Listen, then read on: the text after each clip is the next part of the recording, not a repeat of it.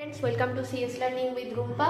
आज के আমরা ডিপ্লোমা 4th সেমিস্টারের একটা যে সাবজেক্ট অপারেটিং সিস্টেম, সেই অপারেটিং সিস্টেমের নিয়ে একটা ছোট্ট কনসেপ্ট আমরা জানবো। তো আমরা জানবো যে হোয়াট ইজ অপারেটিং সিস্টেম।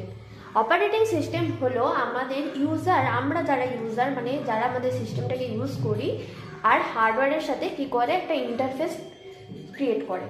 তাহলে operating system can be define as a interface between user and hardware, এর বাইরে কিছুই নয়। তাহলে ইন্টারফেস কেন ক্রিয়েট করে? কারণ হচ্ছে আমরা ইউজার, আমরা হার্ডওয়্যারের সাথে ডাইরেক্টলি কী করতে পারি না, ইন্টারাক্ট করতে পারি না। কেন করতে পারি না?